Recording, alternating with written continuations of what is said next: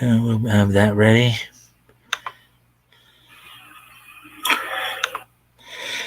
All right, let's see now. All right, hey guys. So let's see where we're at here. See, watching Critical Blast has made me thirsty for a big glass of milk. Hey Woody, hey Toys, how you guys doing? I'm allowed Woody. All right, so let me tell you guys what's on tap for tonight right away here because now Woody, I know you actually did watch it last night. I watched portions of it. Then I watched it again today. Um, so for tonight, what we're going to do is I'm going to go ahead. We're going to watch Nick's interview with Vic together, and I'm going to be giving commentary along the way here. Basically give a running commentary as we're going through it. We'll probably cover the main part of the interview plus some of the Woody, as you probably know, I did a super chat and asked a particular question. So basically that's what's on tap for tonight, guys. And then of course we'll probably watch as much of the interview as we can up until about quarter to like 2 hour, like the hour 45 mark, and then we'll start to wrap up. Depending upon, of course. And I know Tug is already, and we got 5 people in here, so that's good. All right. Okay, so I've allowed Woody. Okay, I'm here. Had to say goodbye to some people in the chat. All right. So I only caught the first half hour or so, and I fell asleep. All right. So and I know Batgoat just got here, so let me kind of reiterate what my plan is for tonight here. As I mentioned, I am going to cover the Nick's interview with Vic. What we're gonna do is we're gonna watch it together. I'll give a running commentary as we're watching it. There are some points that come up as they're doing the interview. I'll make some comments. I'm not gonna try to stop the video as much. If there's something that I really feel I need to say where I need to stop the video, then I'll go ahead and stop it and make my comments. But just for those who hadn't actually had a chance to see the video last night, figured I'd run it tonight for our group and give my comments on it as we're going. As I also I asked a question. I asked a question on there. I super chatted him as well. So, anyways, let's see what you guys are saying here. Hello, Batgoat. Morning Wood, tee-hee, snicker, giggle. Oops, did immature out loud again. Did I? BRB, I got to get my action figure that paint should be dry. All right. So anyways, so basically tonight is a little different. We're not reading any articles. I'm going to go ahead and we're going to go over, Nick's live stream from last night. I'm going to show it, give some commentary as we're running along. We won't, obviously we're not going to cover the whole 4 hours of it. We'll probably cover like hour and a half, hour 45, probably at the most. Basically the actual interview between Nick and Vic actually I think only went like 50 minutes. But then afterwards, of course, you had people super chatting, and we'll cover. I super chatted as well, so probably cover some of that as well. So let's see now. So, it's Thursday at 9:00. Just one that appeals court publishes its decisions.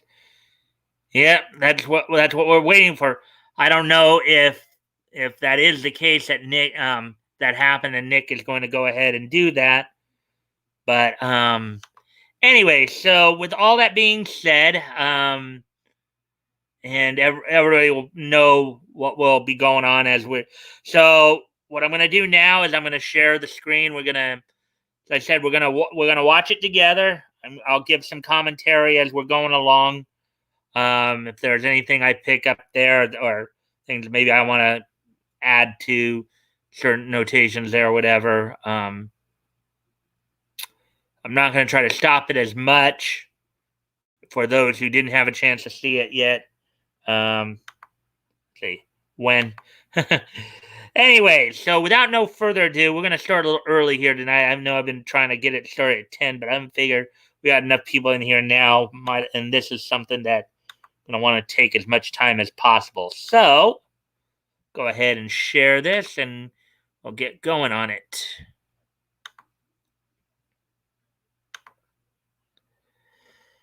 Okay, so there we go. And let me see. Hey, 80. Listening to songs in background and here trying to learn what I do not know. Well, tonight we're talking more about Vic. Okay. I'll bet Mike's SC read like this: Slam Bradley will knock all you pumpkins on your butt. Whatever SC means, but hi 80. All right then. So without any further, well, let me let's see, and just so we can all see the thing as we're going. And then here's ATC going, "Hey, Batgoat. Hey, Woody. Hey, 80 Winky Face." SC means super chat. Oh yeah, okay. No, actually, Batgoat, my super chat asked about with the exception, of course, of those directly involved with the. Well, you'll see, because I obviously am going to highlight that toys.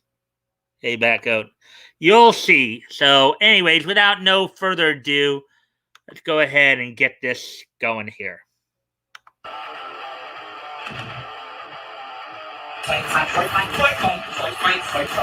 Okay. And you guys can hear this, right? Hypocrisy.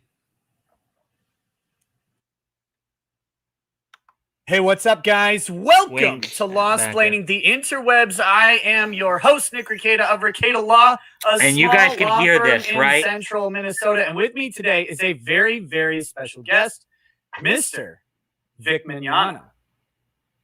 Nick Ricada, is it really you? It is really me. It is really me. I'm here in the flesh on your show. You're taller than I imagined.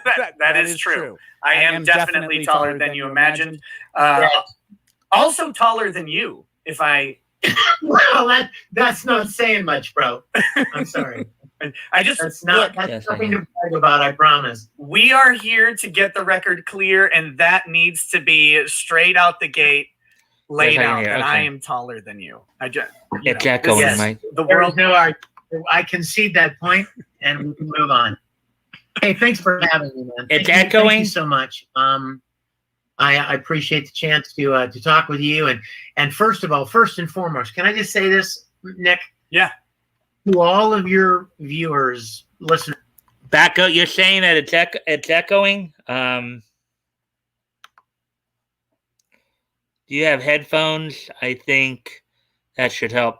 Well, I'm not hearing an echo, though, Batgoat. I'm not hearing an echo on my end.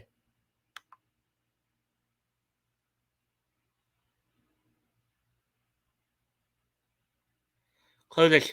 Well,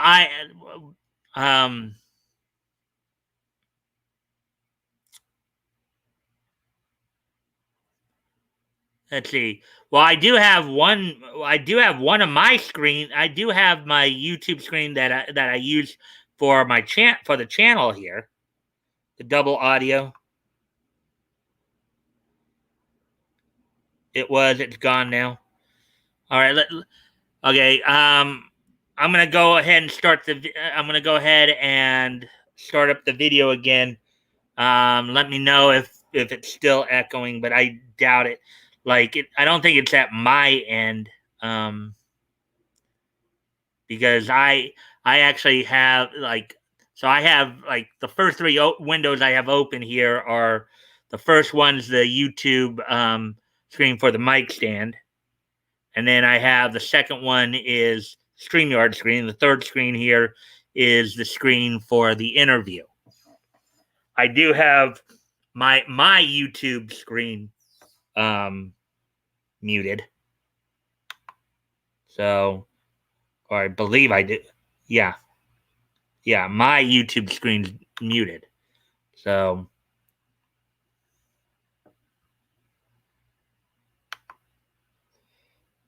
it is, but annoying. Plus, I am listening to songs in the background. Okay. Go for it. Okay. So let's see what happens here if I turn it back on. Then listeners, followers, whatever. Thank you. A lot of people may not know this, but I had no idea who Nick Rekieta was, and I know it's hard to believe who doesn't know who Nick Rekieta is. But when he sent me an email 2.5 years ago, I had no idea who he was, and I was getting a lot of messages of support and kindness. They're not annoying. We're all good. Okay. I want to thank all of the fans out there who have been so incredibly kind and encouraging and supportive. I would dare say that that your support, your encouragement, and God's grace, I would say, are the things that kind of kept me above water and kept me going through some dark times. So I just wanted to make sure, first and foremost, Nick, and thank your audience and anyone out there that was a part of that support. Thank you so much. Yeah, they're okay. They're okay. They're a decent lot most of the time. No, they're great, and I was, the funny thing, you said you didn't know who I was. I don't know if you know, but I barely knew who you were. Actually, I didn't know. Vic, we love you. Yeah, I'm not surprised. But see, I had never we do. Your name didn't mean anything to me particular. However, on retrospect, I realized that about 3 to 6 months, somewhere in there, prior to this whole thing starting, and we're going to get to that in a little bit, but that I had actually seen a video of you. And it wasn't me. Okay, I bet chat lit him up. There was quite a bit of chatting going on. Very short, and it was just this is the voice of Broly doing the Broly yell at a convention, and I was like, "Oh, Broly's awesome! I like Broly." And so I watched it. I was like, "Huh, there's a guy who did Broly. That's neat. Never knew who that was." And then that was it. But I hadn't even forgotten that I had watched it. Yeah, right. And so then I was like, "Oh my god, yeah, I did watch that video. I have seen him before, I guess, in some theory." But it was somewhere in that large brain of yours, I'm sure. But it doesn't surprise me. It doesn't surprise me at all that you didn't know my name or didn't know me. I promise you, I have never said the words, "Do you know who I am?" No. I don't expect to be known. I'm always which of course makes sense because since they're voice actors, most people wouldn't know them by their face unless you're somebody like me who actually goes out and looks them up or something. No, I actually have a life goal of getting my name on like a park and then becoming a drunken vagrant and passing out on a park bench, only to have a police officer come up so I can be like, "You know who I am? You know, my name's on a park sign." This is my park. So that's the only time I would. Sure. That's when I would unironically use it. That's it, though. But that's the long plan for that. Okay, so we're not here to just banter back and forth and joke. This has been an interview that's over 2 years in the making in some way. I mean, it didn't really start out that way, but that's kind of what it's grown into is, I think, and I've thought for a long time that it would be great for you to share your story about all of this in some way, right. Because a lot of people have kind of followed along, for people who knew you very well. All right, I just decided to pause it because Letty just said that she didn't know who somebody was here. So just to clear up for 80 there, rather, I'm sorry, I called you Letty for some reason. To clear up for 80. Okay, so Nick, the guy up top there with the mustache and goatee there, he's a lawyer from Minnesota who started covering Vic's case early last year. He's actually the guy who helped to spearhead the GoFundMe campaign to help Vic with his legal expenses. The guy on the bottom there is Vic Mignogna, who is an anime dub voice actor who has done work for basically all of the major, dub studios in the United States. He started out with ADV in Houston. Also did work with their successor Sentai. He had then moved on to Funimation, and had moved out to LA here and did some work out here for like Bang Zoom Viz. Among the roles that he's most well known in, English voice roles that he's most well known for include Broly from the Dragon Ball Z movies. Let me see. Edward Elric from Full Metal Alchemist. Let's see. I'm trying to remember here. He was Nagato and Pain and Obito and like Obito Uchiha in Naruto Shippuden. He was also the English voice for Rohan in JoJo's Bizarre Adventure Diamond is Unbreakable. So those are some of his roles. Basically what ended up happening is that some of his colleagues and a few other people ended up basically they ended up getting him fired from Funimation and basically trying to blacklist him from anime altogether, through a lot of vicious tweets and stuff like that. They basically tried to cancel him. He sued them for defamation, for a number of issues, including defamation, tortious interference with a contract, tortious interference with future business perspectives, civil conspiracy, and vicarious liability. He initially dropped the case, and it's currently in the process of appeal right now. So that's about as much as going on there. So that's who those two people are. You're using the computer mic, aren't you? Yes, I am, Backgoat. Of course I am. I always do. Lost Playing the Interwebs is the name of Nick Ricketa's show. Yep. Thank you so much for being kind and explaining to me. No problem, 80. Anyways, I'm going to go ahead and get back, continue with the interview here. Had seen you at conventions, had followed your work, and then some people who had never heard of you before have also come in kind of to this through all sorts of channels. Not just my YouTube channel, but I'm talking about through this channel of this idea of cancel culture, of all of this stuff. People have said, here's a guy who fought back. And that has been, in a way, a lightning rod to bring more people kind of into your story. But what they haven't really gotten, I mean, a few people probably have, but I'm talking about the broad audience, has never really gotten kind of your journey through this mess. And so I know it's probably not the most fun subject. No, not at all. To talk about. But I'm hoping we can kind of walk through it a little bit. And, I want to say it was in my mind, even back then and even now, it was never about fighting back. It was about trying to survive. Right. All right. So before we continue on there, just because I know we might have some new people just came in, because I know we have up to 6 people now. So we're watching over the interview from last night. I am going to be giving some commentary along the way. go through it. So right now, early on here, it's just pretty much been banter. Now they're going to be getting into, and we got 7 people in here now. Okay. Thus far, it's just simply been just kind of banter back and forth, just letting people get in and stuff like that. Now we're going to probably be getting into more of the thick of the interview.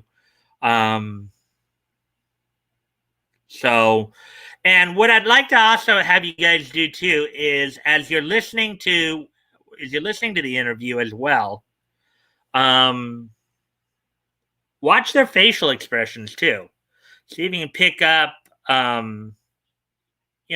certain things with how they're saying things. And, I challenge you to, watch their body language and watch their facial expressions as well, because those may be key indicators as well. So, so with that, then, let's get back to it.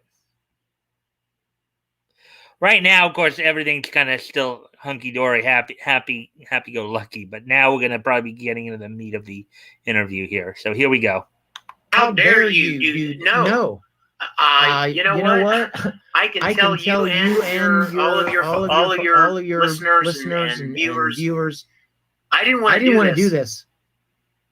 I sat in my living room 2.5 or so years ago with close friends, and who is now my attorney. He was not at the time, and I sobbed because I didn't want to do this. I did not want to do this. These were people that I thought were friends of mine. I was still in some kind of a crazy funk that this has to be a misunderstanding. This has to be. Right. These people that I've worked with and done conventions with, I can hear it fine. And they've directed me, and you all have seen dozens of videos and photos from conventions where we're all yucking it up and laughing together and hugs. I desperately did not want to do this, and it was I can hear it fine, Backcoat. Trying to survive. I put 20 years into this career, and I was very, very grateful to be a part of it. So grateful for so many of the fans that have enjoyed my work over the years, and I when it all started on social media, I put out an apology. Didn't matter. Right. Then I wrote some of them privately and said, I don't even know what this is about, but in the name of our longtime friendship, please, can we talk about this? No answer. Okay, so give a little more deeper analysis there. And I know Nick will kind of touch upon this too in the interview. So, okay, so for those of you, now I think maybe with the exception of 80, I think everybody in here knows that that Vic is a born-again Christian. Okay, he's a Christian. So, from his perspective, when he apologized, he wasn't apologizing for what they were accusing him of. He was apologizing because he didn't know what was going on. And I know Nick will also kind of touch upon this too.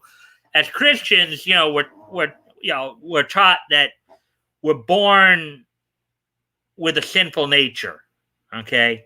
And no matter how hard we try, we're going to end up, without necessarily intending to, we're going to end up hurting people. We're going to end up sinning, okay?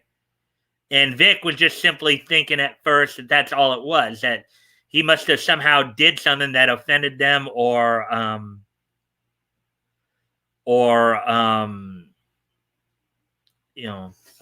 he somehow offended them or what have you without trying to, and that's what he was apologizing for. As a Christian, that's what he's called to do. Forgive your brother of your trespasses, as it were. So let me see what some people have said here. So those people, an apology is merely an admission of guilt. Yeah. And the fact is, Woody, is, as I just said, he wasn't even apologizing for the actual act or what they were accusing him of. He was apologizing because he just simply thought that he somehow offended them. You know, it was something a lot more minor than what it was, is what his perception was there. You know, and I know Nick will kind of chime in on this part as well. Let's see. 80 80 is the lost one here, but that is okay. Well, yeah, 80 doesn't necessarily surprise me because you probably, I don't know if you actually watch anime. From what I understand, you come more from the cartoon side of it and maybe the comic side of it. You probably don't know as much about anime or what's actually the dub community for like the last couple of years here. So I can understand why you might feel a little lost there. But just hang in there.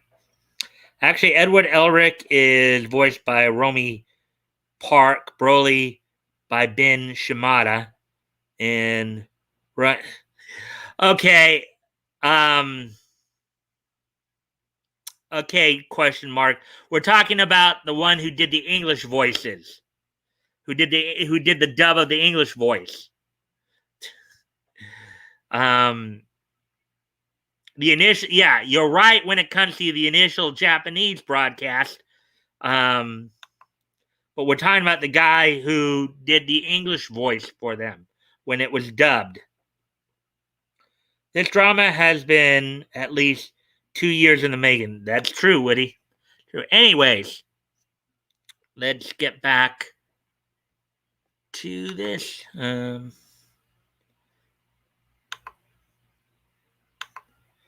get back to the interview here. And as I said, Nick will also be kind of touching upon what I just said about Christians and being. So I kind of felt like I was left with no alternative, no other possibility. I do want to tell your listeners, or did you have listeners or viewers? I guess viewers, right? I think both, because there's some people who, the show's really late at night, and we have a lot of third shift workers and truck drivers and stuff like that. So some of them aren't always able to watch, but we got both watchers and listeners. And okay, I just call them the chat. Okay, the chat. Okay, so I just want to tell your chat, that I've gotten over the course of the last 2 years.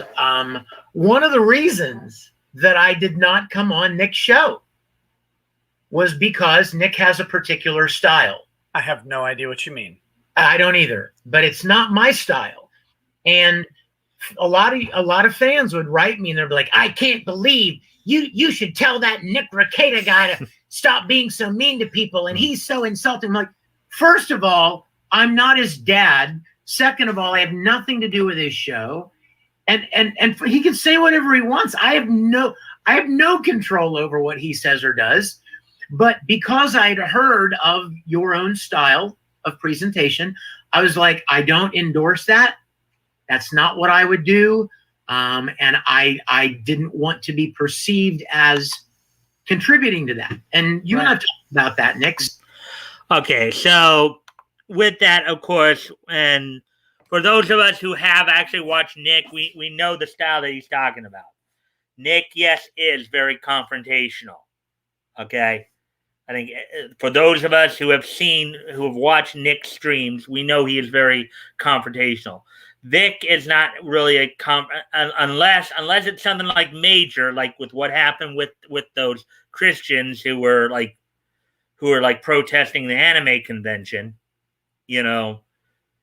Vic is not really that confrontational,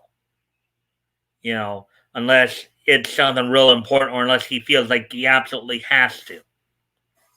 So that's kind of where he's going with that. Anyways, back to the interview here. Batgoat, you still here? Are you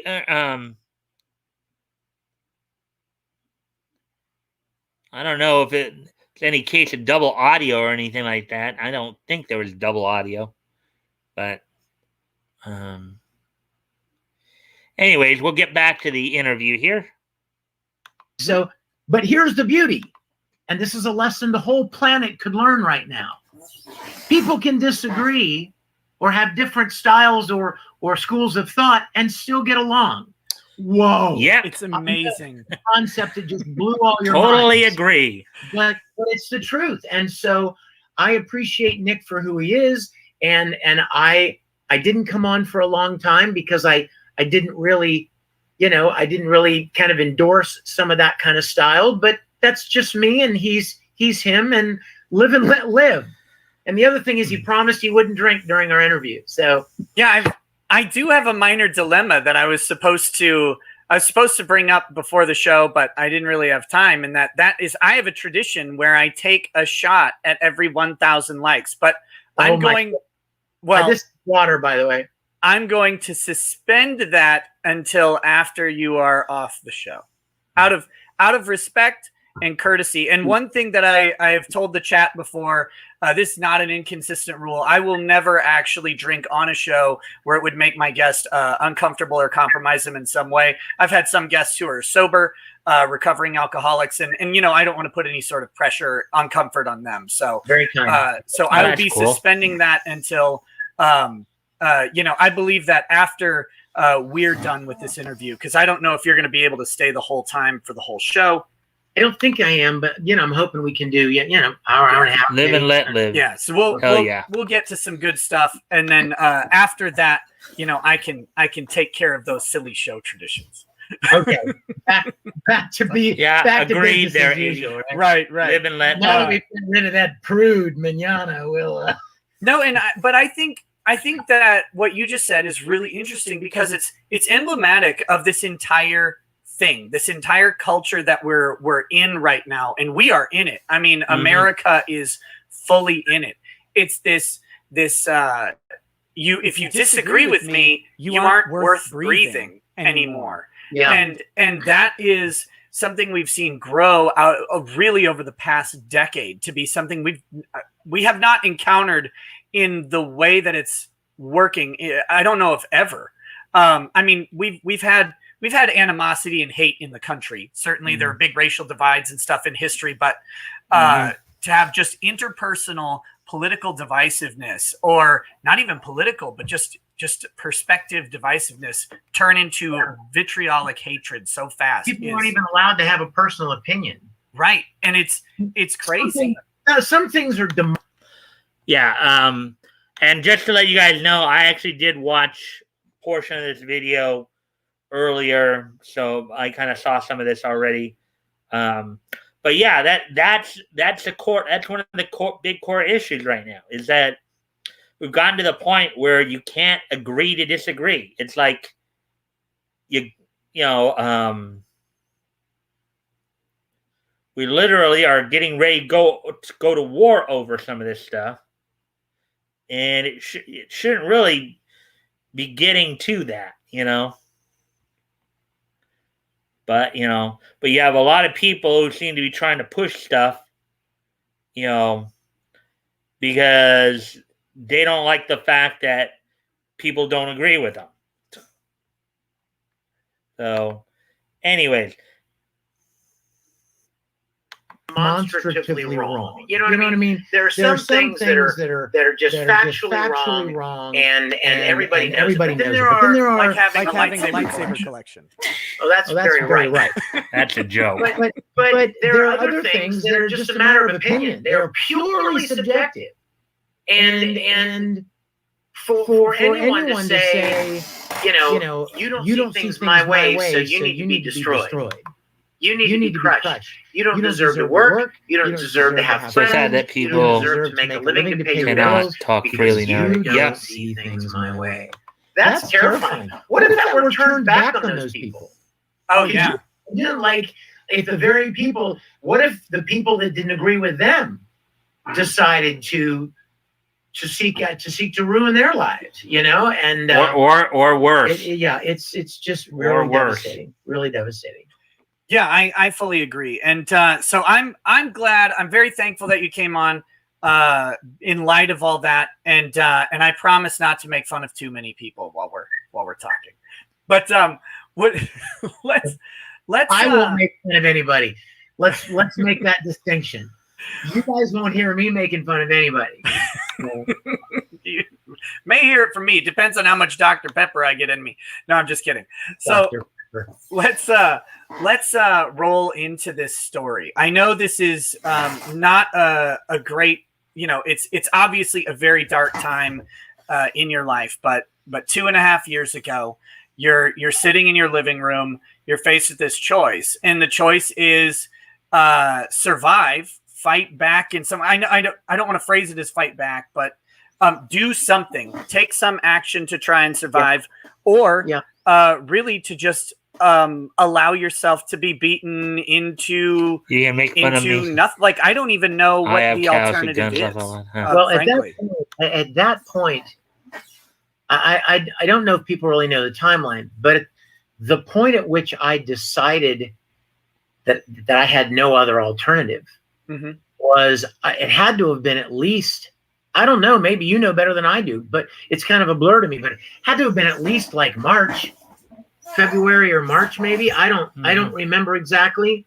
It was things kind of started in motion in mid to late February, but I don't know that anything was fully solidified, and the lawsuit itself was not filed until something like April 17th or something like that. It was well into April. Okay. And the online attacks started, I'll never forget it, January 16th, the day the Broly movie was released in theaters.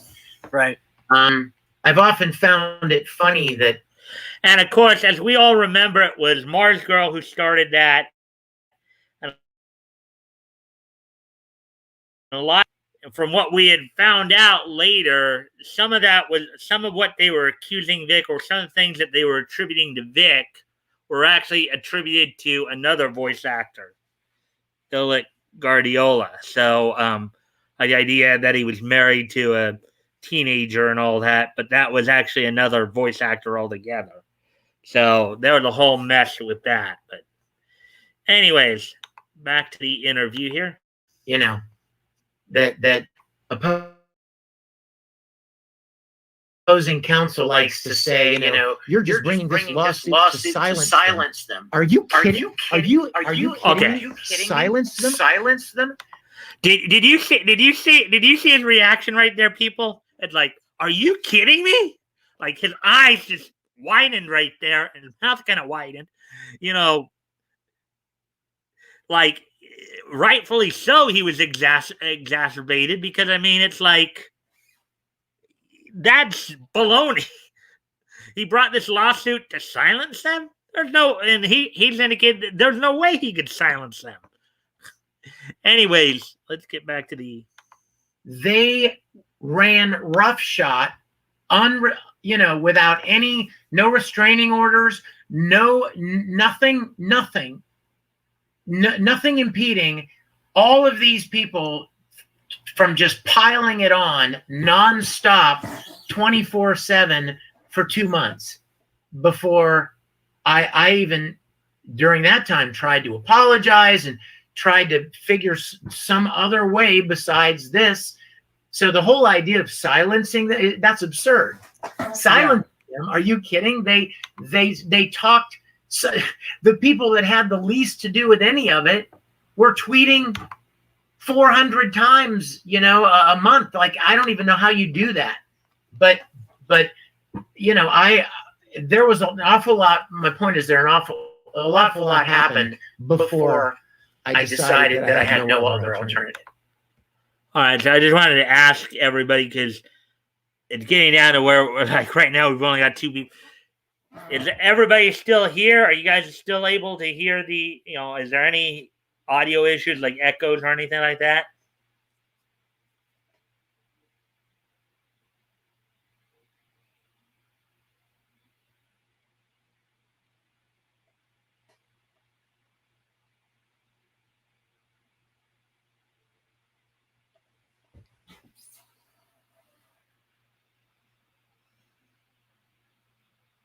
Just trying to see if people are still here watching.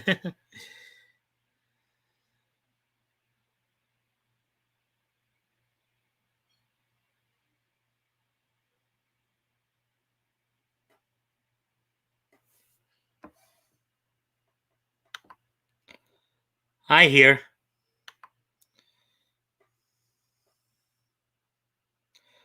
AD, do you hear any echo or anything like that with it? Were you hearing any echo? Now that right there is me repeating, but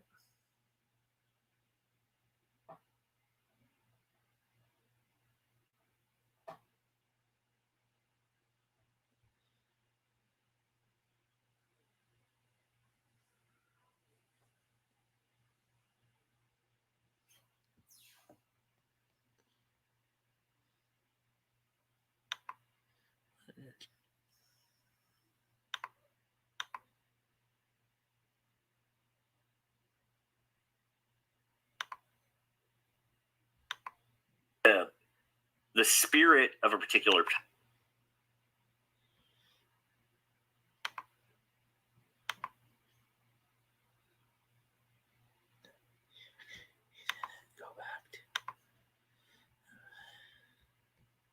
I don't mind gratuitous. I like gratuitous violence in it.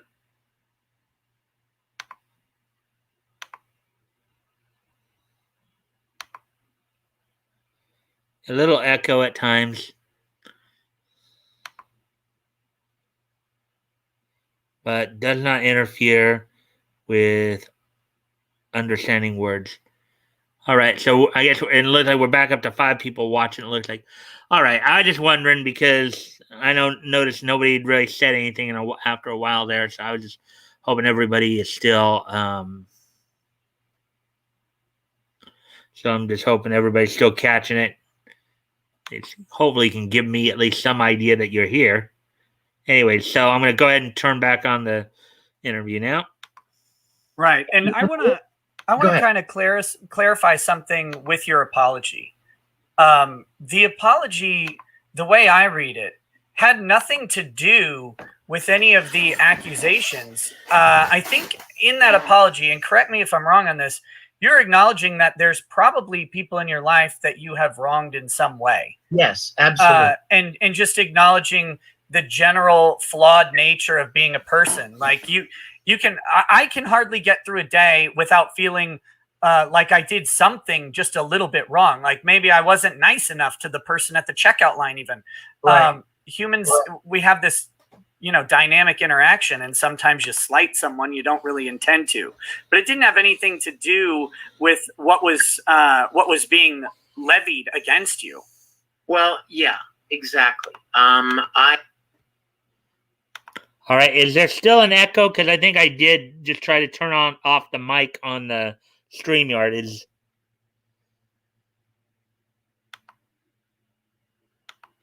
So I just turned off the mic on the StreamYard's screen. So if you can all tell me if you can still hear it and if there's an echo or not, let me know. I came to understand that there could certainly be people out there that I assumed would never have a problem with, which is true, Woody, putting my arm around them for a photo, right, or something of that nature.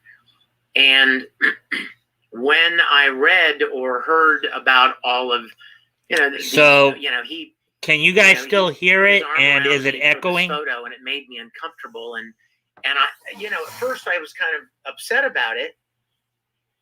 But then as I thought about it, I thought, you know what? I have no interest in hugging somebody who doesn't want to be hugged. Right? I mean, for God's sake, I would never in a million years ever want to, to push myself like that on somebody.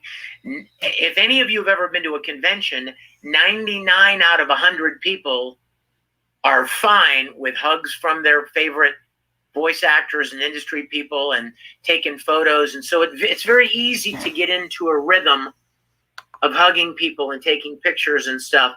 But it occurred to me during that I should not assume that everybody is It's okay better, with Mike. it. Okay. And if anyone has ever, and I actually can count on one hand. Okay. So I figured out what was going on. So what I did is I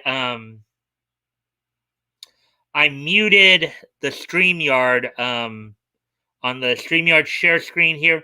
I muted that one.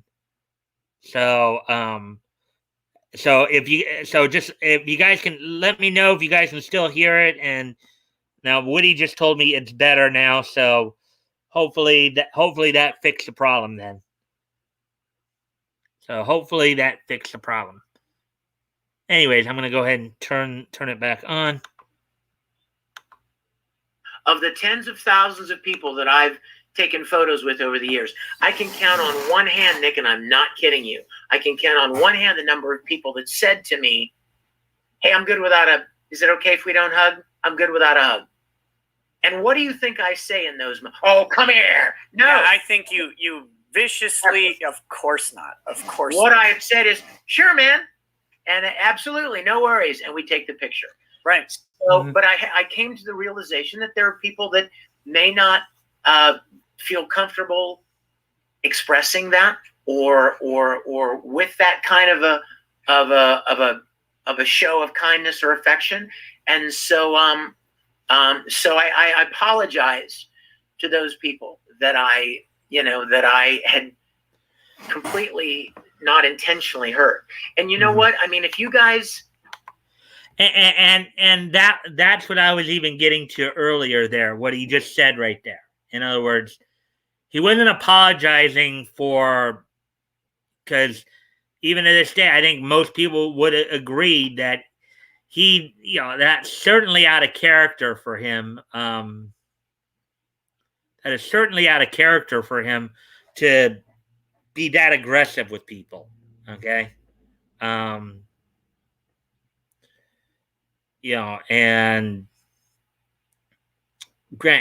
as a Christian, he knows that there are going to be times he might end up hurting somebody or offending somebody without necessarily meaning to, and that's what he was apologizing for.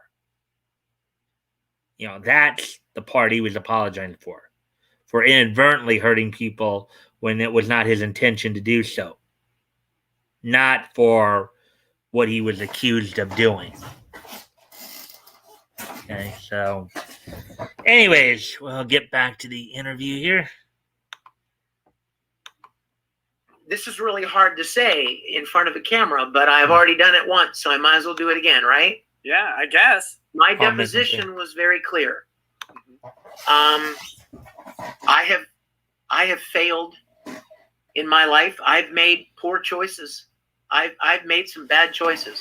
I was unfaithful in my relationship. I drifted away from my faith, and it allowed me to well, never mind. I knew who he was talking about there, and I was gonna mention her name, but I don't think it really matters anyways. Behave in ways that that I regret, and I'm ashamed of some of my actions. I'm incredibly ashamed and remorseful about my unfaithfulness in my relationship. But there's a difference between that and the people that attacked me online that I have never done anything to rise to the level of this kind of attack. That's true, and so I don't want anyone out there thinking that I think I'm some paragon of virtue and that, I've been so wronged. No, I'm a flawed human being, just like all of you are. If we're all honest with ourselves, I am, and I had to face, you notice how he's leaning in there because he was trying to emphasize that, yes, I have made mistakes in my past, and I've made poor choices that I regret. But the people involved in this suit, I never did anything to deserve the kind of treatment that has come from it. So don't anyone think that I'm trying to set myself up as Mr. Clean and squeaky and perfect and oh, poor pitiful me. I don't feel that way at all. Yeah, I've never actually gotten that impression from you. The only time that impression has ever come across is from people who actually I assume have never met you, because it's like, the first time I met you was at Anime Matsuri, which was 2 years ago in Houston, and right. That's coming up again, and I'm very much looking forward to it. And that was the first time I've ever met you. It took me about 5 minutes, right, to go, okay, yeah, like these people have never even met him. Like whenever you, when people are talking about coming across as like an arrogant or haughty Christian, I'm like, yeah, I don't, I've not seen a shred of that. And that breaks my heart. That breaks my heart. Well, I think what it is people. It's kind of ironic how Nick points that out, because and I'm sure some of you guys have seen this video where if anything, Vic has actually had to deal with some kind of arrogant and haughty Christians. I'm sure many of you have seen the video of him dealing with those two elder Christians who were protesting the anime convention because, and specifically, of course, going after the kids who were identifying as being, same sex, basically, homosexual. So, and he kind of was not too happy about that representation, in that. And he called the Christians out on that, pointing out that wasn't what Christ's love is about. Anyways, as we get back to this. The thing that hurts my heart about it is that I think those people have been hurt by Christians in their own life. Yeah, I think they have people in their lives that have given them a bad taste in their mouth about what they think Christians are. In fact, you know what? A lot of the things that I have ever shared at conventions are precisely to address that. Yeah. That I don't yell and preach at people to get baptized and go to church and fall on your knees and bang your Bible around. My message has been, and you go and you watch any of the videos of my little Sunday morning things, my message has always been this, very simply: God loves you and wants a relationship with you. He doesn't care what color your hair is. He doesn't care what you've done. He doesn't care what you thought of doing. He doesn't care how many piercings you have. He doesn't care if you watch anime. He loves you and wants to relate. I never talk about denominations or open your Bibles and fall on your face. No, there's never been any of that. And it breaks my heart to think that people have had such bad experiences. And Christians aren't any better than anybody. I know you'd be the first to agree with that. Yeah. I've never set myself up. I have never set myself up. Oh, follow me. I am the image. There actually is a story in the Bible that talks about what Vic is talking about, that led to probably one of the most well-known verses, one of the most well-known quotes of Jesus' state, where he at one point told a group of Pharisees that he who hath no sin cast the first stone. So basically what happened was, this was, the story of the adulterous woman at the well, in which the Pharisees, the leaders of the temple, had brought an adulterous woman before Jesus. Now, according to the laws of the Bible, of the Old Testament, since she was caught committing the sin of adultery, she was to be stoned to death.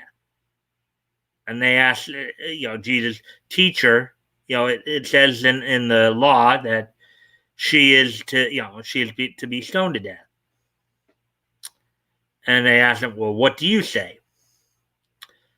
And so Jesus goes over to, kind of a stone tablet or stone thing, takes a rock and writes something. Nobody, I think, really knows what he actually wrote. But after he wrote something, scribbled something on that slab, he goes, let he who hath no sin cast the first stone. And all of a sudden, nobody wanted to stone this woman. Everybody just started walking away. And Jesus goes to her and says, woman, why do you keep your head down? Do you still see any accusers around here? Now, go on and go forth and live your life. And don't sin again. That's basically what that come down to there. So, and I'm the model for you to follow after. No, I'm a flawed human being with as many challenges as anyone else. But I believe that God loves every one of these people I meet as much as he loves me or you. And that's good news. That's a good thing. When somebody loves you, that's a good thing. Mm-hmm. You know what I mean? And it deserves to be shared. There's only one unforgivable sin that I've ever heard of, nice. And it's the pants that you wear. I mean, that's Chris. That's one, and I refuse to give that up. That's a bridge too far. That is too far. Mm-hmm. Okay. Speaking of, I will die on that hill. Okay. Speaking of, you mentioned people in this lawsuit that you've never done anything to rise to any of this sort of things. And there's one person in this lawsuit that I feel like you alluded to. So I want to bring up something. And you mentioned someone tweeting hundreds of times in a month who does not know you very well. Can you that I'm guessing is related to Ron Toye, who's been one of the most vocal and persistent critics of you. But so what I'm wondering is, I know you've known Monica forever. You did tons of shows with her. You worked with her in studio from time to time, stuff like that. Right. And they worked together Ron for a in long Houston time. and in Dallas. They worked together. How much time have you both spent, started out with ADV with Ron? before moving on to Funimation. So. Right? No. I don't know why you would assume that. Because I'm just setting you up for the question. Yeah. It's, you know what? It's really hard to believe that someone could have so much to say about someone they haven't spent 10 minutes with. The only time I've ever been around Ron has been at conventions that he's been at with Monica. Right. The only time I've ever even remembered seeing him was if Monica and I were guests at a convention and he was with Monica. And this is literally about the extent of most of the exchanges. Hey, Ron, how you doing, man? Good, Vic. Have a good time. Have a good flight in. Yeah, man. How about you guys? Everything going? You gonna do anything fun while you're in town? Well, I don't know. We may stay a day or so. Like, that's it. Yeah. The end. Well, in other words, hi-bye kind of stuff. You know that's true. In fact,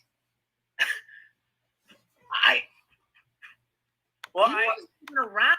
What Vic just pointed out there, that those type of interactions, I call those hi-bye kind of situations. Those are like just those interactions where it's like hi-bye. It's like, they're not sitting around a dinner table conversing. They're just, it's like hi-bye. Anyways. I mean, how long have they been dating? The stories that have been told predate him. And he doesn't have any story with me. I've never done anything to him. Well, we've had very, very casual interaction, like I said, in the context of seeing him at an event or something. But I mean, the kind of vitriol and viciousness. Okay, 80. What do you mean? What do you mean by that? What the hell is this chat about? Well, what do you mean? What are they talking about, or what's going on in the chat here? I don't get what you're asking there.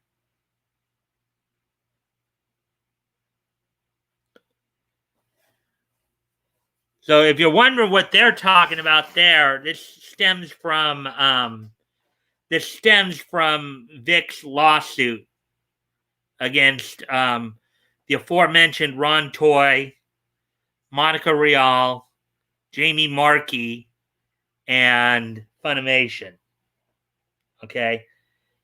These were like for the people who basically went out and tried to basically defame him. They basically went out and were accusing him of all kinds of things, like basically claiming he was a creep, he was a predator. You know, Monica and Jamie even went as far as to accuse him of trying to assault them. Okay. Now, mind you, 10 years after the fact, apparently. You know, so that's what all this is about. Basically, they made a lot of very salacious claims against Vic, accusing him of everything from assault to SA to the P word. So that's why he ended up suing them for defamation. And because of what they were doing, it was also interfering with his current contracts as well. You know, it's what they call tortious interference, which they were tortiously interfering with his current contracts as well as with prospective business opportunities by basically telling conventions all this stuff, and then those conventions basically you know, uninviting him.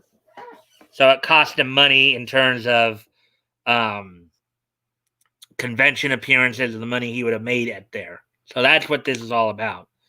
Hey, Mike, Woody, Toys, Batgoat, and 80, how are y'all? All right, we're just going over Nick's interview with Vic from last night. Leto, I'm tried a few things here. Hopefully you can hear everything and I'm not echoing now. People were saying the thing was echoing earlier. Okay. That sucked. In essence, in short, 80, people were basically trying to Me Too Vic. It's basically what they were trying to do, in short.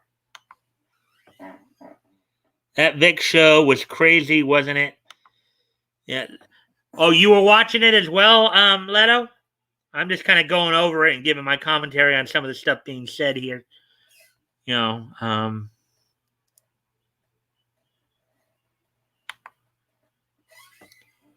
waves and smiles at Leto. Hello, Leto. All right, so back to the interview here. And not just him, and I'm not going to name other names because I don't want to give them attention they don't deserve. Mm-hmm. Right. But it seems like the loudest voices, and I'm not joking, the loudest voices are the people that don't even know me. There are voice actors out there that have been merciless in their attack, and as God is my witness, Nick, if they knocked on my door right now and I opened the door, I wouldn't recognize. I don't know them. I don't even know them.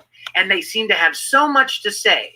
And the only thing I can assume is it's because they think they're going to get some kind of mileage out of it. You know? Yeah, they did. It's either I don't know if they outright called him it, but their street cred, or they were definitely implying it, Leto. With the gang that's mounted this, you know, this attack against me, and I don't even quite get it. But the people that have never met me or spent little to no time with me seem to have the most to say, it seems.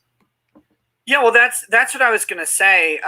When reading Ron's tweets, and then in fact, 80. One of the other interesting things about this whole situation too is there are obviously two sides that there were two sides that developed from this. The ones who were sitting here, basically defaming Vic became known as Kick Vic because it was basically their stated mission to basically kick Vic, as it were, from the anime community.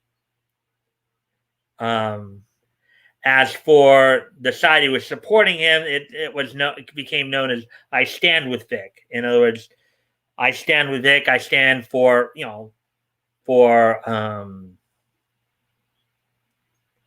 due process, as Tug put it, for fairness. So that's what it was all coming down to. I have been accused of something I did not do. Was on local TV. I know how it feels. All right, y'all, I'll be driving. We'll be driving, so make it a good show. My first attempt at actually having audio, or like having an audio thing on here, obviously showing video audio with audio on it. Didn't realize until now that that I needed to probably mute the StreamYard side of it to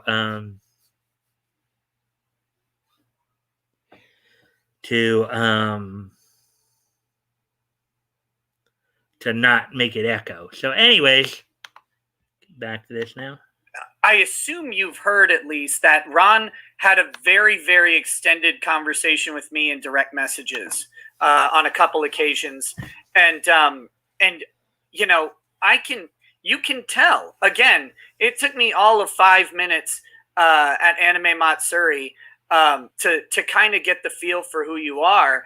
And I'm like, this guy hasn't spent any time with Vic. It's obvious because and not just from that encounter, but from talking and meeting fans of yours that I've gotten to know over the past couple of years, who've emailed me, who've talked to me on the show, who've talked to me at conventions, stuff like that.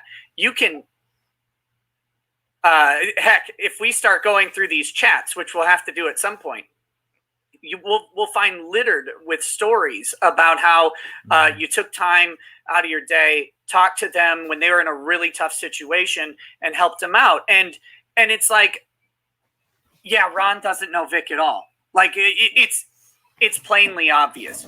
And so I wanted to kind of put that one to bed, because there's some there's some suspicion that he has some inside knowledge about who you are, and it's like, yeah, I don't know about that. But no. I like Mike. Thank you for mentioning. Thank you there. The thing about the Mike is the evolving. Messages. I'm trying to, anyways. When I started doing events more, I felt such a desire to reach out. I felt like I saw so much loneliness and emptiness, and a lot of kids that feel like they're kind of invisible, and don't feel like they're worth much, and I really have that. One of my favorite parts of my years in this industry has been to encourage people like that. And I'm going to say this, and it's I know it's going to sound self-serving, but very few people know this. You all know what happens at conventions, and you see all the lines and the talking to celebrities, and I've met a lot of you at events, and I may give you a word of encouragement or something, and you're like, well, yeah, but he gets paid to go there, and people buy his autograph, and he's making money. Well, here's what you don't know. Long before there was anybody making money at conventions, I was answering dozens of emails, private emails, every day. And guess what? Nobody pays me to do that. I'm not on the clock. I respond to people, and they're not messages like, I thought you were really great in Full Metal. No, they're messages like, I have a problem cutting myself, and my parents don't seem to care about me, or my brother just died of cancer, or my family's divorced, or I just moved to a new city and nobody likes me. I'm talking about serious stuff. And there's no money to be made there. But it's been a great privilege to talk to and try to encourage people through difficult times like that. Yeah, and well, I can attest firsthand. It just goes to his heart and who Vic is as a man. Just in my short, limited time, I've only been to, I think, 5 conventions, something like that. And just in that, and people talking to me, I have heard dozens and dozens of stories of you personally embarrassing my ability to respond to emails. And I take it as a direct attack. No, it's truly a crazy thing to see. And so again, it just goes to this idea that the framing of all of this was so nasty and vicious, and without any hint of joke or humor. As as your case progressed, as I learned more about you, as things started to unfold and the story became more clear, that's one of the things that really motivated me.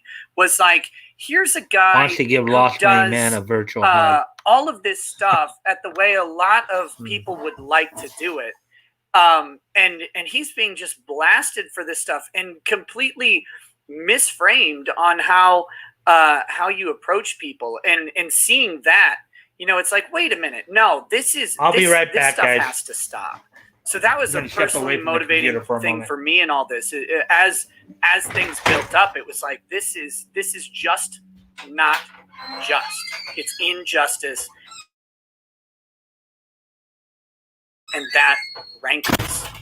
It rankles at my nerves or whatever. And you know what? And I appreciate you saying that, but at the same time, I feel such a compulsion to temper it. Right. And I want to temper it by saying this. I'm not a saint. I'm not proclaiming or trying to assert that I'm any kind of saint at all. I mean, I'm a normal guy. You know what I mean? And I'm a normal guy like any other normal guy is. But my desire has always been to try to be encouragement and to people that needed it. So, well, you can temper it. I won't call you a saint. I'll just say you're really good at answering email, and I'm really, really bad at it. So, it's that's just reality. Okay, so let's kind of lay out what happens here. So, January, this stuff starts up. By late January, you'd been removed from Funimation. February rolls around, and the attacks kind of come to a real head in the middle of February. And that's when, some of the people who are directly called out in the lawsuit really kind of went all in. And I think that was, I have to imagine that was one of the harder days that you've had to deal with, because these were close friends. People that I considered close friends. Right. I'm kind of naive when it comes to things like that. I look at it now in retrospect, and I'm like, yeah, why did you think they were such good friends? Well, because I'm one of those kind of people who thinks I'm friends with everybody until they tell me that we're not friends. You know what I mean? Yeah, I call that relatively normal, honestly. But there are some people that are very cynical. Right. There's some people that are very guarded. And I told. And you're not their friend unless they say, hey, let's be friends. But I'm the kind of person who, like, if I meet somebody in the aisle at the grocery store tomorrow, I'm like, hey, we're friends. I'm just the kind of person who assumes that you're friends with people until you're not, or something happens that you're not. I get emails from fans. Literally, I'm quoting. I'll get emails from fans, and they will say, do you think we could be friends? And do you know what I write them back? Of course. We are. Oh, yeah, there you go. I'm like, well, I don't understand. We are friends. And, the people in question here, I mean, you guys can't even imagine. I mean, let's take Sabat. Let's take Chris Sabat, for instance. Right. As God is my witness, and Chris knows this to be true, of the thousands of conversations we've had at conventions, in the studio, at dinner. He invited me to his wedding. We've played golf, smoked cigars. We've never had a crossword. There has never been an argument. There has never been any friction between us. In fact,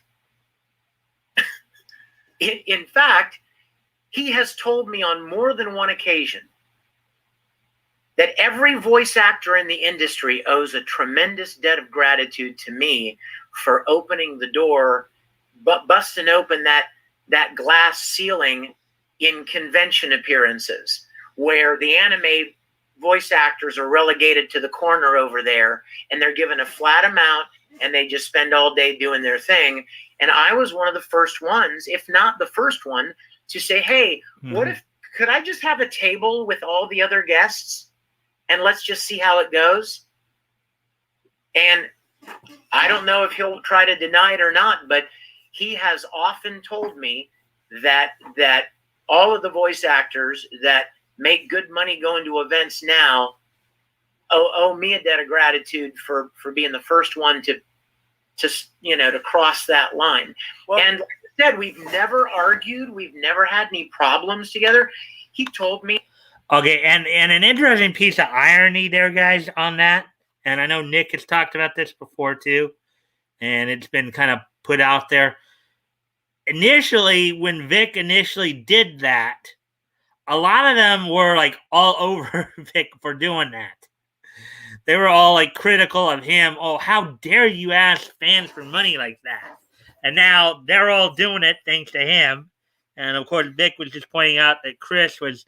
So it's kind of interesting how ironic that is. How, now at least now they say that they should be thankful, but yet they're not acting very thankful by trying to cancel him. So, anyways. That he was gunning for me to play Broly in the Broly movie. Well, that was a lie. I found out after the fact he was actually trying to get me replaced. People that he worked with told me that they heard him say that.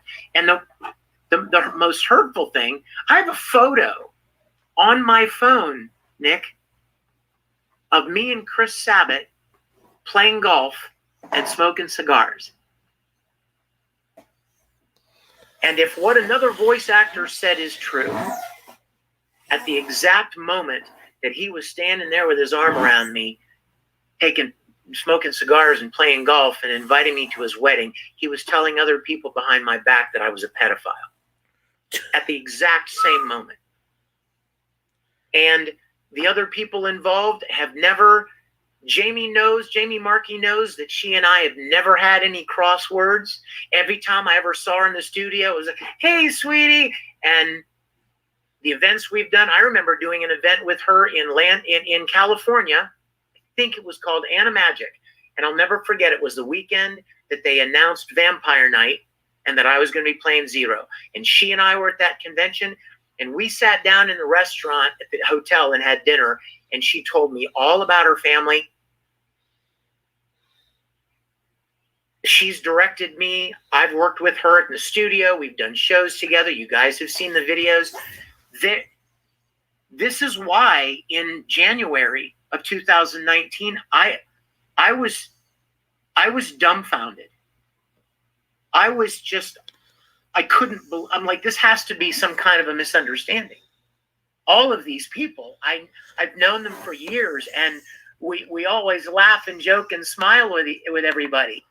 I don't know if you guys can hear that in his voice or not, but something I picked up when he was during this part of the interview, it sounds like he's about ready to start crying right there, which you can't blame him because, I mean, he thought these people were his friends, and they totally were like backstabbing him like for a lot longer than apparently the 2.5 years that we've been aware of it. Obviously, these people who are involved here are very duplicitous people. Very two-faced. I don't know, as I said, I don't know if you guys could hear it in his voice there, but it sounds like he's on the verge of crying. you know, and you can't really blame him for that because it's like, you know, how would you feel if you thought one thing and then found out years later another like that? I mean, as he said, Monica, he's known for a long time because those two started out in ADV. They both came from ADV to Funimation. I don't remember if Monica got there just before or just after Vic did, but they basically been running together for a long time. Jamie maybe not as long, but you know, obviously Vic knew her through a lot of their work together at Funimation. You know, so I mean, anyways, back to the interview here. And I never occurred to me in a million years that they had some intense hatred. I'm going to tell you something. You're not going to believe this. In early January 2019. Right, so right before this hits. The last time I went into Funimation, I went in to record a show. I don't remember the name of it now. And Jamie was in the lobby. And I walked in and she's like, "Hey, sweetie." And I'm like, "Hi, how are your holidays?" Blah, blah, blah. Just short little friendly banter. And less than 2 weeks later, she was online saying I want his head on a stick. And I, you know, oh boy. I hadn't, you would have never, and the people that were sitting. Yes, and I'm sure we all remember that particular tweet. That's probably one of the most infamous tweets that a VA could come out with. Where she said, "I want his head, I want his balls." I'm sure we all remember that one. That was some pretty nasty stuff she said. Jamie has revealed herself to be quite a nasty person since that point in time. So let's continue here. Around the lobby, you would never have any idea that such hatred existed. And I don't wish any ill will on any of these people. I'm just trying to survive. These are people that I genuinely thought were friends of mine. And I wanted to, maybe this is a good place to I was gonna say, speaking of that, so one of the criticisms you've received in bringing this lawsuit, because you're saying, you know, you're out here, you're trying to survive, you don't wish any ill will about them. One of the criticisms is people believe that you did this to try and extract a whole bunch of money out of these people, to try and look at that facial expression, them, try and ruin them or whatever. You know, that Vic's reaction sort of there says it all right there. Can you speak to that a little bit? I sure can. I'm going to share something with you guys from the mediation, the court-ordered mediation. In case you don't know how court these kind of things work, the judge may instruct or order that the parties come together with a third-party mediator to try to work out the differences, try to come to an agreement so it doesn't have to move forward. Right. And the judge in our case ordered a mediation. So me and my attorney and them and their attorneys and Funimation, their attorneys, came into this building one day and we were all in separate rooms and there was this one guy who would go back and forth with the messages. This is what we're asking for and this is what they're willing to do. This is what they've agreed to. This is what they've refused to do.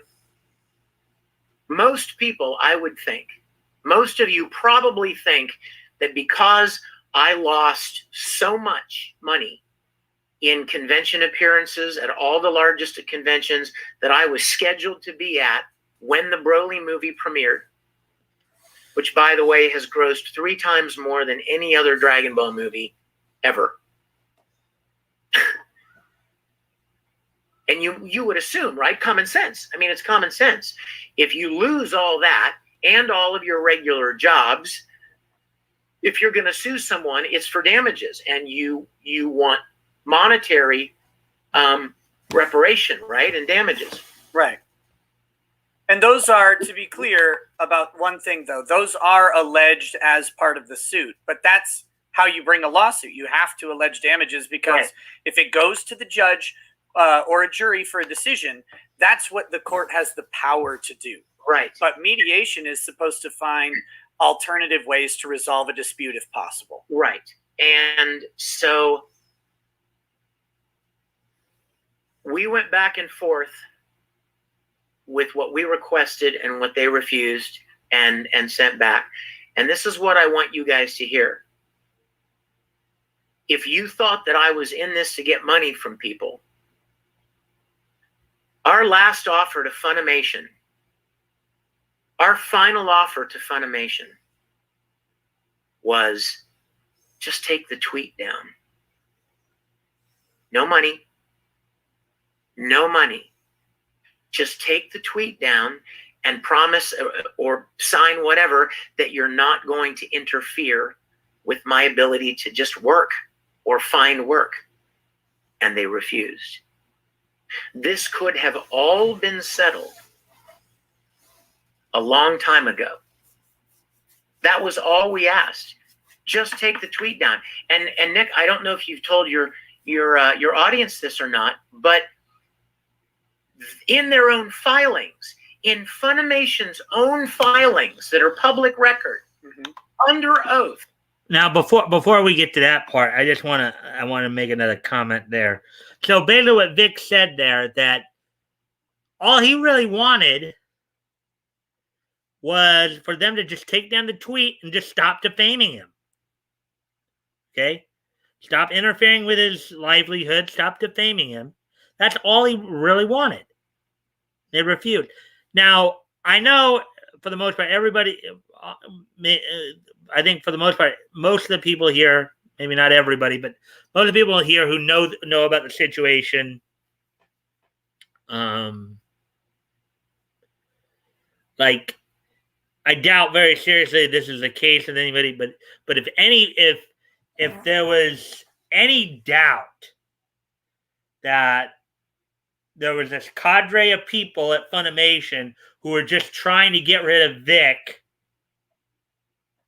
just trying to get rid of him from the anime community altogether, if there's been any doubt that has not been their plan from day one, he just told you right then and there that there should be no doubt. He wasn't trying to get money from them. He just wanted them to stop defaming him, take down the tweet, and let him continue working.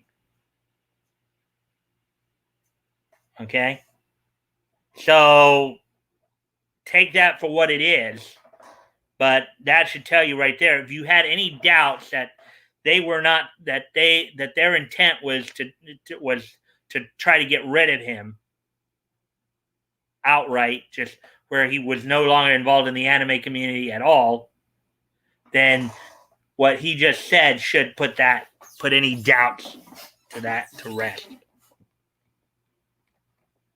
I doubt very seriously though if anybody in here would have had those doubts, but just in case.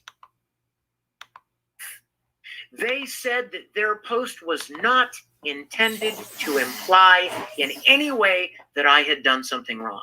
Yep. Then why not take the tweet down? Mm-hmm. They wouldn't.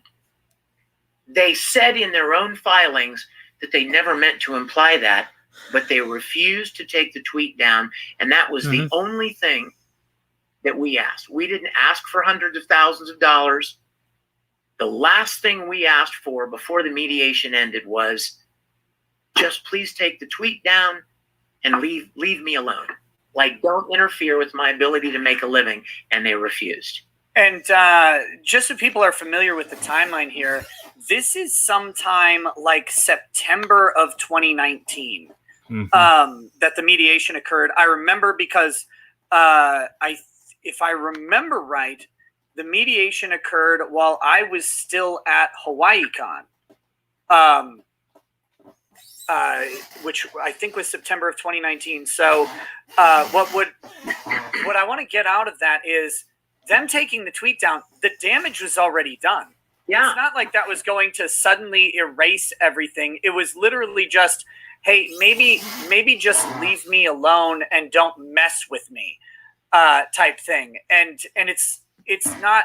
I mean, it's baffling to me that decision. Now that you mention, especially that there was no money involved, is absolutely baffling to me. Because I don't know. Okay, so is everybody still here? Because now it's saying that only one person's watching. Am I the only one watching here?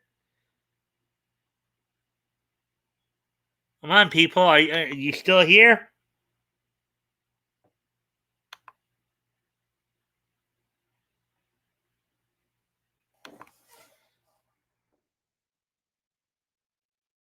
So there's 2 people.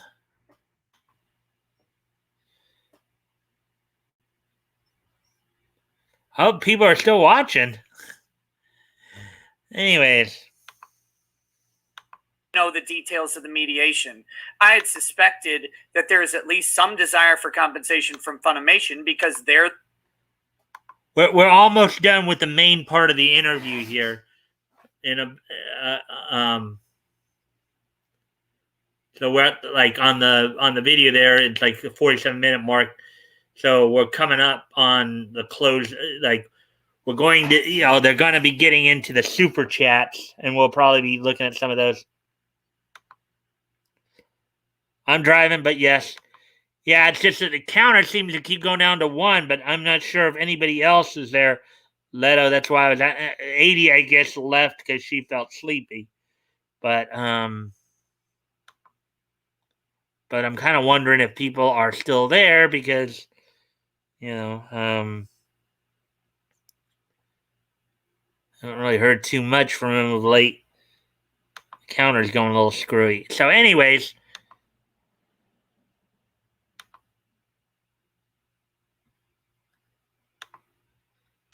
they're the party with the deepest pockets. They're owned by Sony at this time that this is going on. So it's reasonable to request. And not only that, Nick, but there were a lot of events that I was scheduled at. Right. And most of them wouldn't really, pay a great deal of mind to a handful of, hateful fans on Twitter, but they will pay attention to Funimation. Right. So the fact that Funimation refused to do what they had already acknowledged in their filings, was very, very damaging. Yeah, and that's one thing that's always bothered me. Funimation has maintained this idea that they don't have any control or influence over voice actors' livelihoods outside of just the shows. But they be kidding me. They really do. I mean, they have the ability to keep people away from conventions if they want to. They have the ability not to cast you. Right. How about that one? Yeah. How about that one? Which is an obvious one right there. Let's take Funimation out of it. If Studio Anime doesn't like the fact that you did this thing, well, all they need to do is tell people don't cast that person anymore.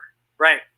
And you may even never even know that happened because it happened behind closed doors in the corporate secret meetings to decide, who we're going to work with and who we're not going to work with and who we appreciate and who we don't like and whatever for whatever reason. Because them to say they don't have any power, that's insanity. And the way they structure their contracts actually allows them to contract with a voice actor without ever casting them. I mean, they have a general agreement that says if we cast you in a show, you'll show up and you'll perform at this rate for this, this amount of time for this many episodes or whatever. And then you get like a little supplemental agreement for the show. And that's that. But if they don't want to cast you again, the contract can just run and they can just say, sure. We don't have any roles right now. Your state. I mean, in fact, you can hire somebody and then fire them, and you don't have to give any particular reason, but you sure aren't allowed to slander them. And, right.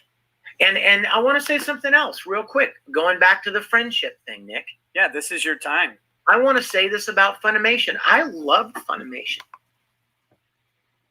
In and Out. Those people there, especially, there were a couple in. Oh, have you been In and Out, Woody? Is that why? I loved. I would have done anything for. I considered very, very close friends some of the people that worked there, and all of the work that I did, all of the promotion that I did for the work that I did for them. I loved being a part of them. In fact, some of you may or may not know, I directed a show for Funimation called Junie Tyson.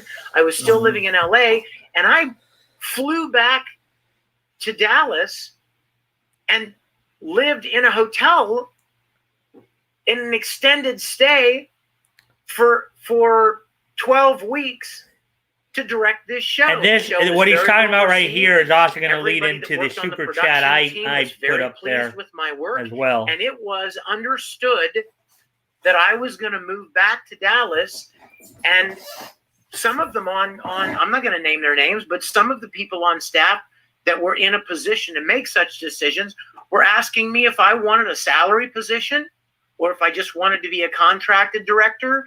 So when I moved back to Dallas in December of 2018, the Broly movie was about to come out. I had directed for Funimation. I was playing 10 or 12 recurring roles for them, and I purposefully bought a place that was 10 minutes from Funimation because I was expecting to be able to work there more.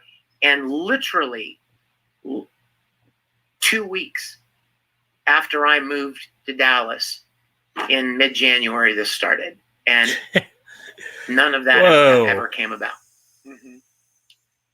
But I loved Funimation. I told their attorney, I'm such a sap. I told their attorney that I loved it. I think it's even in the deposition. I think you watched the depositions. I think I even said that. Remember what I said a few minutes ago about naively thinking that people are your friends? Right. I thought that Funimation appreciated me for my work and for my enthusiasm for them and promotion of them, and a lot of the people that worked there I really, really liked. And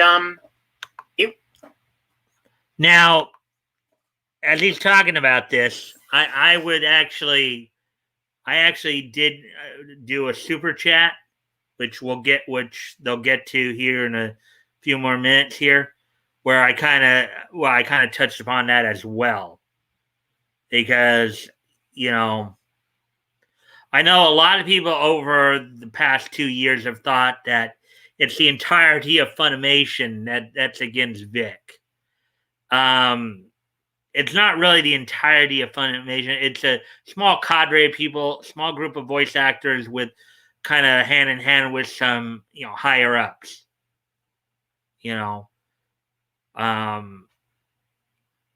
without going into names or anything like that, I think a lot of the rank and file are more supportive of him, he'll address this when they get to my super chat that I asked.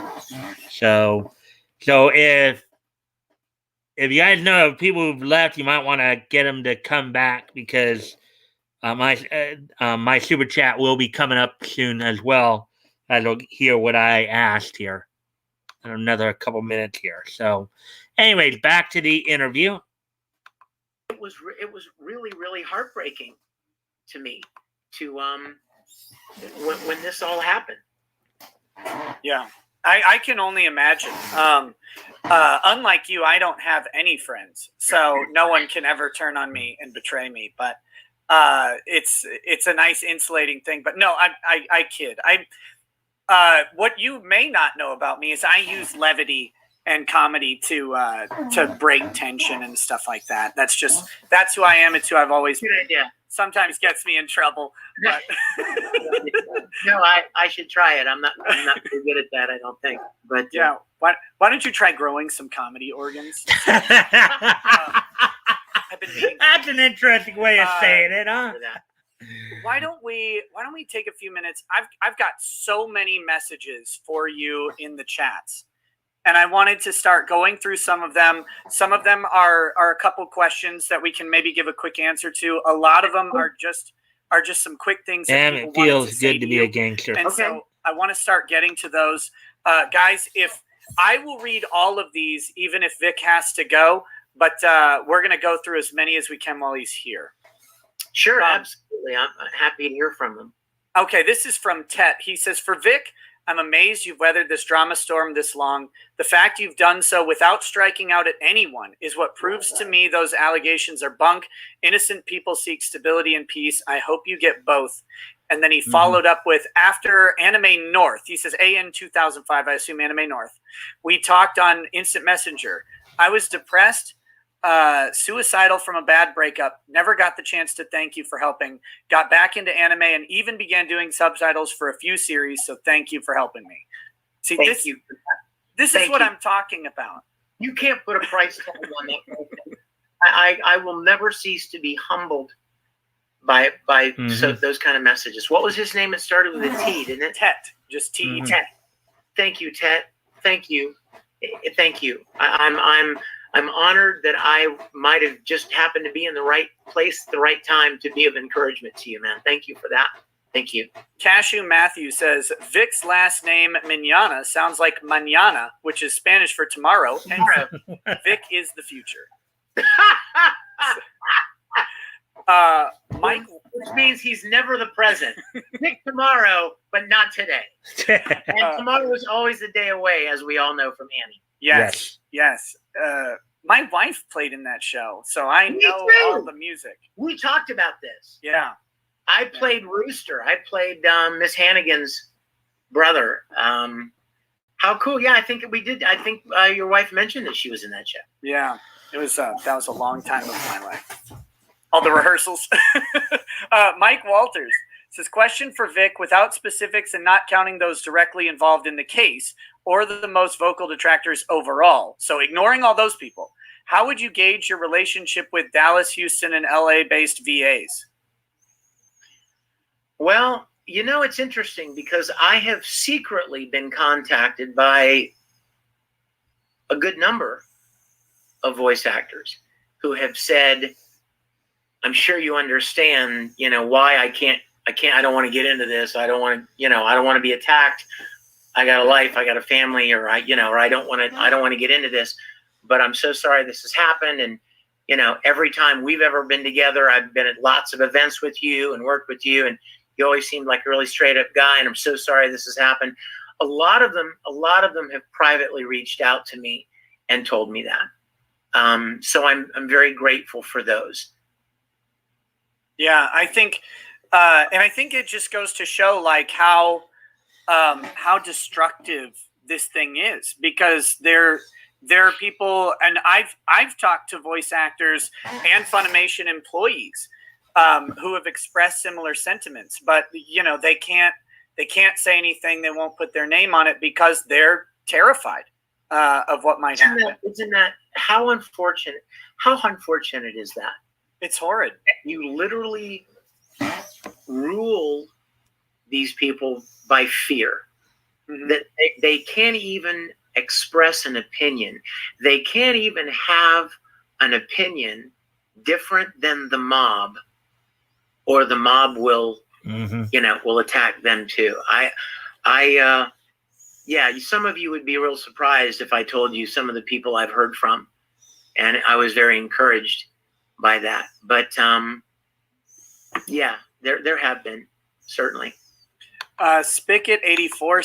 All right, so basically the point of my question was, in part, and I wanted Vic to kind of touch on that, and he did right there, is that, as I said, it's not like the entirety of Funimation or the entirety of the anime community, or it's not every voice actor, not all the companies that are against him. It's more like a small handful. There are a lot who are probably in support of him.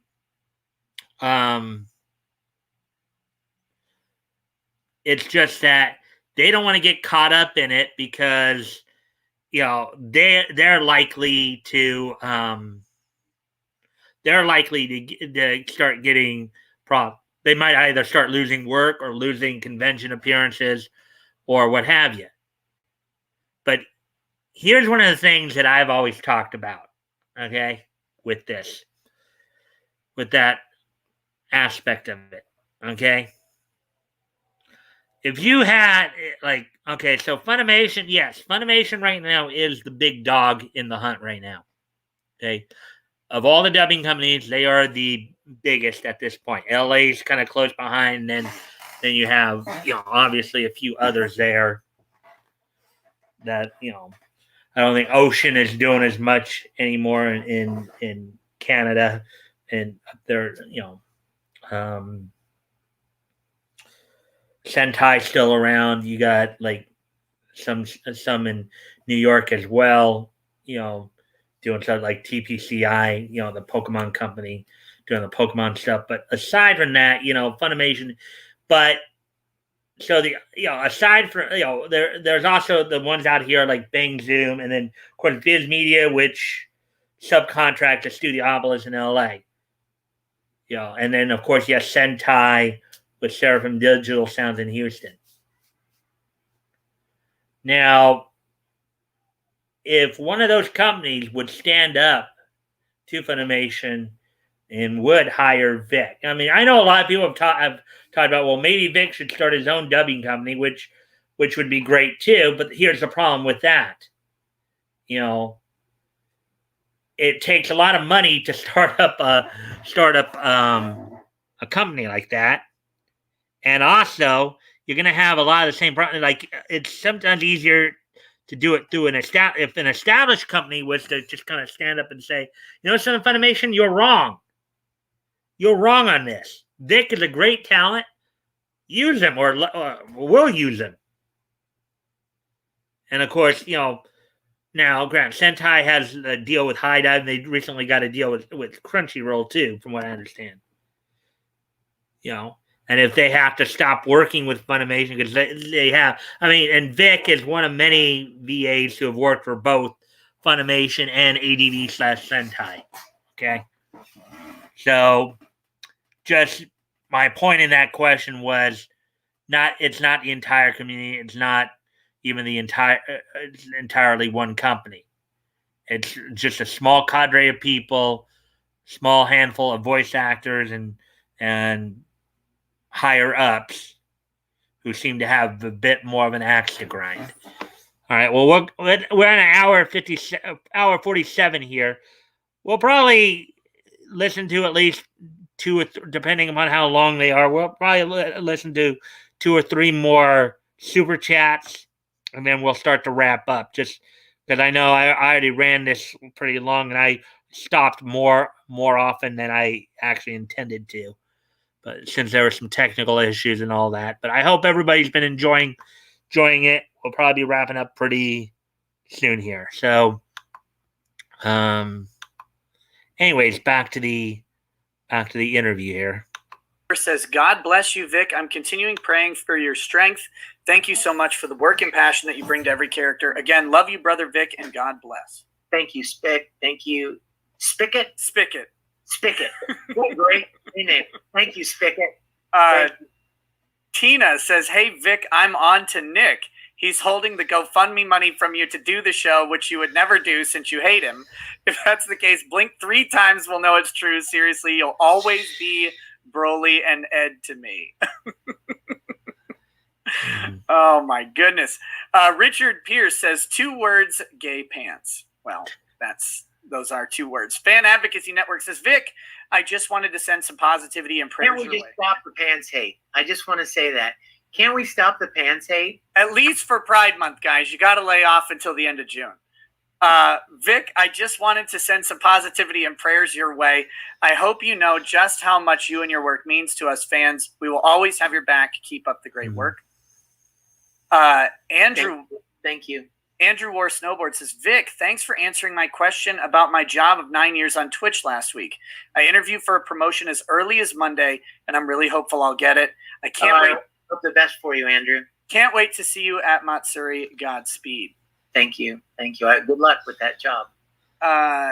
let's see. Adrian Valladares says, Vic, I've been informed by the C-word of a client that you finally decided to come clean about being Vic's lawyer. For that, I'm suing you. Let me get up and... I stood up too fast right now. Are you okay? It's best you don't know. Let's clear something up, though. Am I your lawyer, Vic? Have I ever been your attorney? You've never been my attorney. Ever. Right. Well, no. I mean, that was a little forceful. I don't know. But necessary. Trainer Red says, never even heard of Vic until all the nonsense went down. Really unfortunate what happened to him, but glad things are turning around and he's still hanging in there. I'd say God bless, but I heard he wears some really strange pants. God loves my pants, okay? I just want to say that. How are things going, by the way? I wanted to ask you that, and I think that's a good segue into that, because last I heard, you did a convention, not a convention, you did a signing in San Antonio. And oh my goodness. I barely even knew this one was going on. And then suddenly I'm getting pictures of these lines that are like, people standing outside in San Antonio, by the way, is where hell actually is on Earth. Yeah. And there's people just lined up down this entire strip mall. So can you kind of talk about how your appearance? All right. So, okay, guys. So now we are kind of getting to the end here. Obviously, we're at an hour 51, so I think it's a good time to start wrapping up. I wanted to, obviously, I had my question there. I wanted to get that one out, but also wanted to get, you guys to see some of the other super chats, just to see just the kind of impact Vic has on people's lives. Has a very positive impact on people's lives. So I figured that was a good way to finish that off. So with that, guys, it looks like we only have 3 of us here. So we're about to wrap up here. We might end up running a tad over because I did go a little long here. Are you guys ready for this day in Nietzsche history?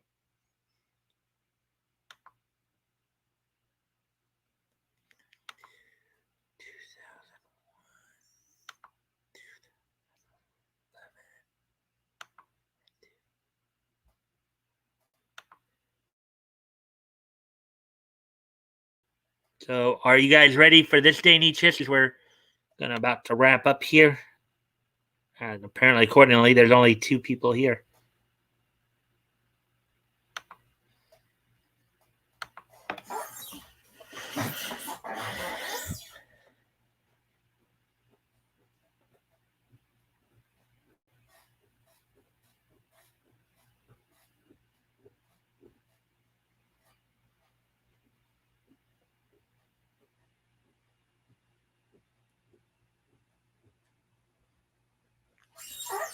Let's see. Still trying to wait to see if anybody's going to respond. I said about time to wrap up. So I'm probably about ready to do this day in Nietzsche history. You guys ready for that?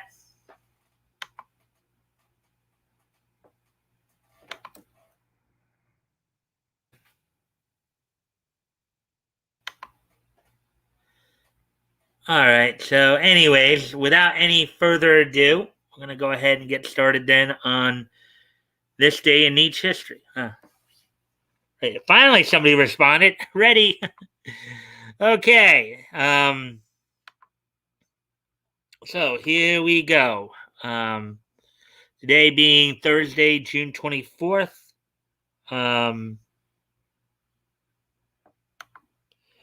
Okay. Today is June. Let's see. Ready for Nietzsche history? Yep. Okay. So, without any further ado here, today being Thursday, June 24th, 2021, let's go ahead and take a look back at this day, Nietzsche history. And the first thing we're going to look back at, we're going to go back 29 years ago today to 1992, where what started it all for, oh yeah, I should probably go ahead and do that. Okay. I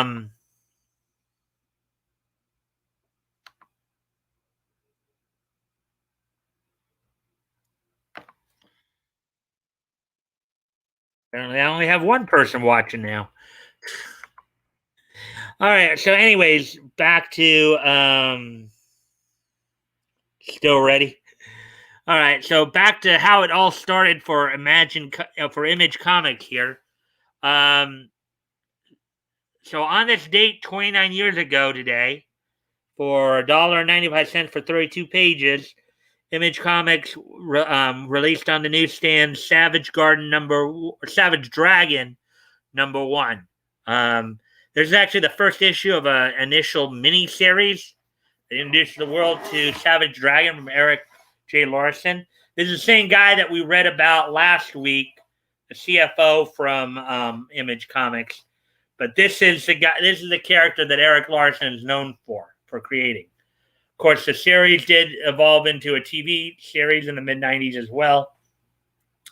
So on this date, 29 years ago today, Savage Dragon #1 was released.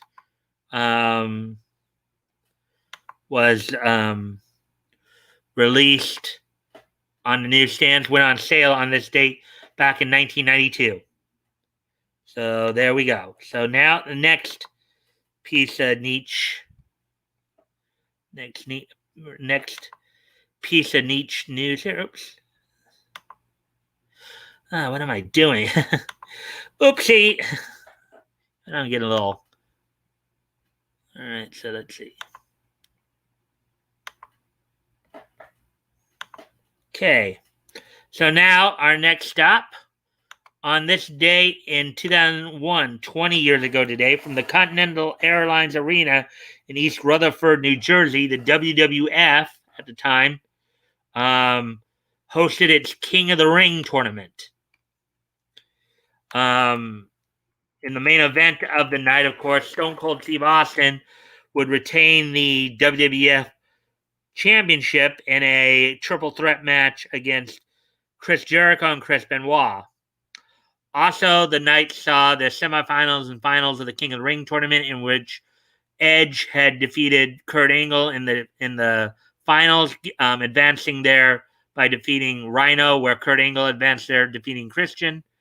Also, throughout the night, the Sunday Night Heat match on the pre-show saw Matt Hardy retain the WWF European Championship over Justin Credible.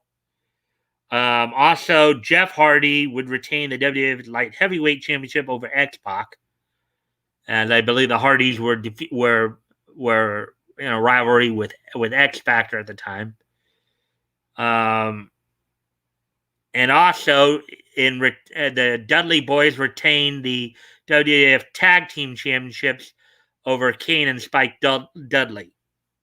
So that happened on this day, 2001.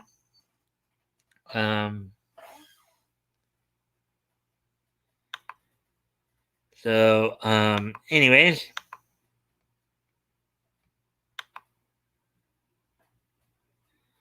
now moving on to the next piece of niche news. On this day in 2006, the Project 9 anime adaptation of the eroge video game Soul Link finished its run on Japanese TV.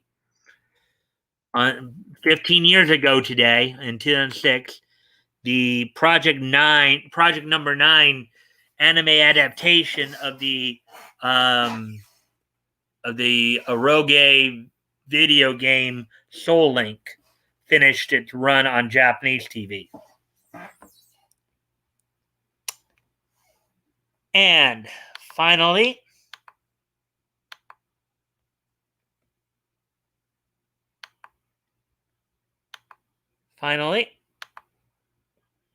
on this day in 2011, the first of 3 shorts. Okay. On this day in 2011, Walt Disney and Pixar's Toy Story Toons Toy Story Toons would premiere in theaters. Would premiere on Disney Channel and Disney Junior as well as theaters. These were shorts that were designed to be shown, during, usually in the, as fillers or as warm-ups to Disney films. So on this date, 10 years ago today, Toy Story Toons would premiere on this date in 2011. So with that being said, guys, I thank you all for being here tonight. I kind of wish everybody stuck around. I did eventually figure out that technical issue. I guess it wasn't enough for some of our compatriots, but that's okay. Don't forget, tomorrow night is our weekly look at comics history. We'll be finishing up November 1937. Back goat on with me. So until then, bye.